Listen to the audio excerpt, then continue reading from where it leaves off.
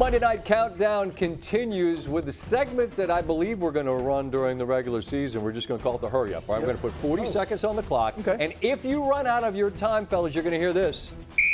Okay.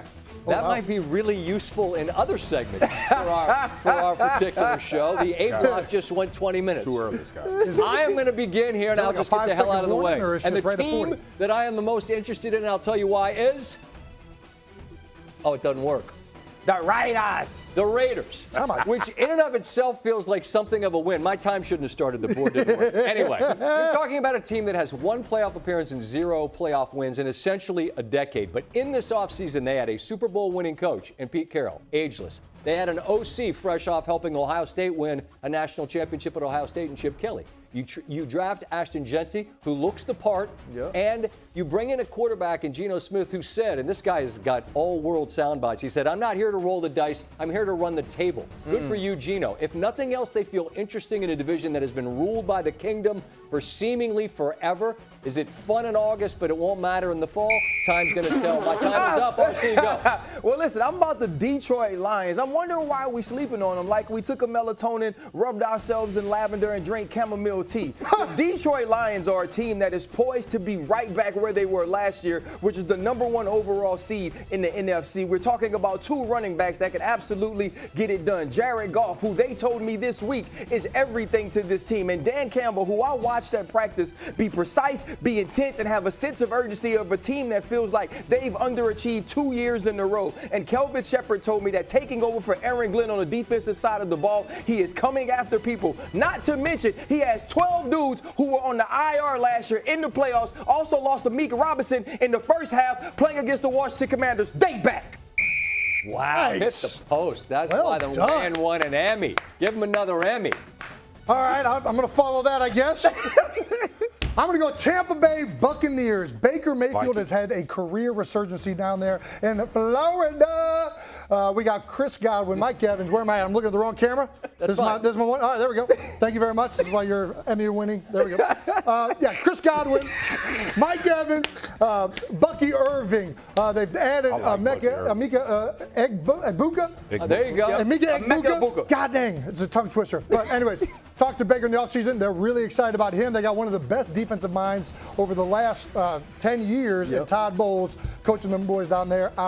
Expectations are very high. I thought they were one of the best teams last year before Mike Evans and Chris Godwin got hurt. Very excited to watch the Bucs this year.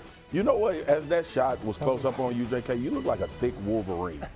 That's a phenomenal. I'll take that. You're a good-looking guy, man. Thanks, all right, let's go. Y'all know who I'm going with. I'm going with the damn Dallas Cowboys. And I don't understand what has happened this offseason, but this is a boom or bust. This is like buying into a stock where it can literally shoot through the roof, or you could lose all your life savings and can't feed your kids no more. I'm trying to figure out, one, how will they get Micah back into the fold? Will it be a contract, or will it be a force, or will Micah say, I ain't doing nothing until something happens?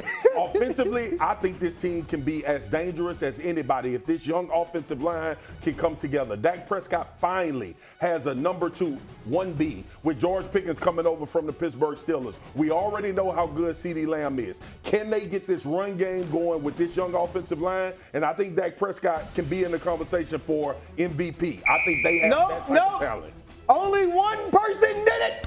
That was before the whistle was blown. They took my clock down. It is RC. Well, hold on. We're going to give Adam Schefter 40 seconds as well. Adam, what is making news around the NFL? Let's try to show you how it's done here. Micah Parsons and the Dallas Cowboys still have made no progress towards a new contract. They haven't even had contract discussions within the last few months, and therefore he's not at practice. But you know who is back at practice? Justin Jefferson back at practice today from his hamstring injury, on track to be ready for the opener. Jordan Love back at practice for the Green Bay Packers, on track to be ready for the Green Bay Packers opener. And the Colts are missing a slew of defensive backs, so they signed Xavier Howard, the former All-Pro cornerback, to bring him back to practice. And the former Dolphins cornerback will be in Indy. Meanwhile, the Dolphins signed the former Patriots edge rusher Matthew Judon. He'll be practicing right now with the Dolphins moving forward, Scott? He got blown down, no! And y'all let Adam start before you started his time. There are rules, fellas, and it said rules. You know how when it hits zero sometime, but the snap doesn't happen, but they'll give you that little bit. You can't you can't police on the first time we do it. I think it's fine. We lost. I think the guy that a couple years ago was great down the stretch and helping lead him to the playoffs is the guy that's going to start. Adam, what went into deciding this is our guy week 1? Well, Scott, clearly not as playing the preseason, considering he didn't take a preseason snap with the Browns. They knew that this was the guy that they wanted to start. He's seasoned, he's experienced, he still has a big-time arm, even at his age, and they open with the Cincinnati Bengals. They wanted that experienced guy. He was always going to be the guy. They were not going to start Dylan Gabriel or Shedeur Sanders in week 1. Kenny Pickett had a hamstring injury. It makes it easy to go with Joe Flacco. And the question isn't and wasn't going to be, who's the starter in Cleveland? The question is, who's going to be the backup in Cleveland? Who's going to be the number 2 quarterback when they open the season against these Bengals? I'm going to tell you what, man. Joe Flacco must have the faith of a mustard seed, right? Because this is the greatest resurrection since Jesus the Christ, right? Like at some point, Joe Flacco was thinking about getting into TV, right? Joe Flacco didn't have a job, and then now you not only come back and start for the Cleveland Browns late in the 2023 season, but they came back around to you, and you're now the day 1 starter for a franchise that just 2 years ago was in the playoffs. And so when you look at what this decision to me was about comfort. This was about the devil I know. I know the stability I'm going to get in Joe Flacco. And to me, the Cleveland Browns kept themselves from making what could have been a tough decision to see if I now have my franchise quarterback of the future inside my building. And I believe you've set this franchise back a year from figuring that out if you don't play one of these 2 young guys. That's interesting. And earlier today when we were talking about this, fellas, you said that in the room, the group's going to know if one of these young guys is the guy before the rest of the world finds out. What's it like when one of these young guys, if one of them does step forward and demonstrate it should be our turn, what's it like when that becomes obvious to everybody? JK, you talk about it. We've all been through it. Your booty. I think, honestly, guys notice it more when you're out winning games, right? If Cleveland starts off in a bad start, they're not doing well, and all of a sudden Shedeur or Dylan Gabriel are doing well in 7-on-7. They're throwing dimes. In practice drills, the number 1 defense can't stop them. People take notice of that. And the more that the players see it, then the comments start happening over the lunch table. They start happening throughout the building, and that's when the pressure really will get severe. Schefter, you mentioned, what do they have next year in the draft? 2 first-round draft picks, their own One pick for the and Jacksonville's pick. It's got to play into it. Like, when Schefter said that earlier today, I started thinking about it. They took 2 this year. I know, but Scott, did it not feel like it was like we need to take a quarterback because we have no direction? When we were sitting at the draft. You're saying in the 3rd round and the 5th round? In the 3rd round and the 5th round is when you go Dylan and when you go Shedeur. It's almost like we need to do this because of the room, but we have something coming up. Because those trades happened during the draft. Did they? They got those picks during the draft, right? Yeah. So you look at a team, right?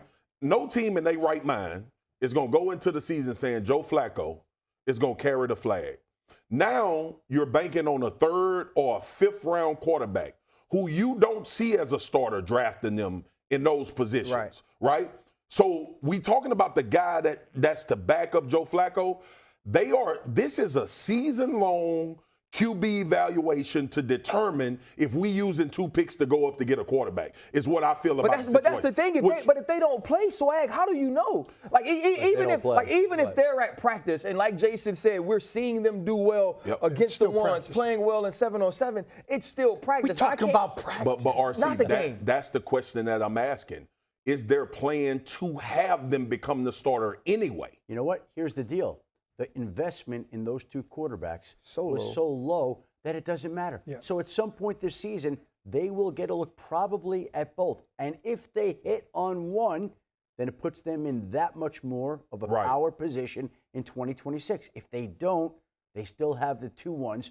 I don't think they went into the draft planning to take 2 quarterbacks, but very few people expected Shedeur Sanders to be there in round 5 when he was there. Right. So the value was there, and they said, let's roll the dice. I'm trying to understand, because I'm with you. Why wouldn't they be competing in practice and preseason to become a starter?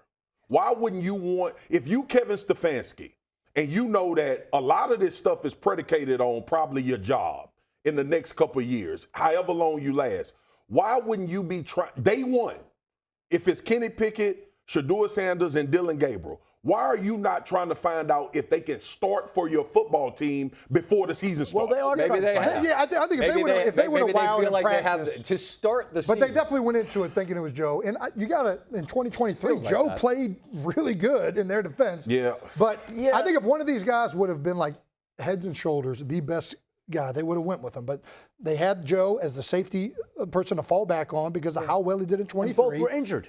Yeah, and I think I'll say this. Cleveland's not used to controversy at the quarterback position. It's been a very stable position for a long time.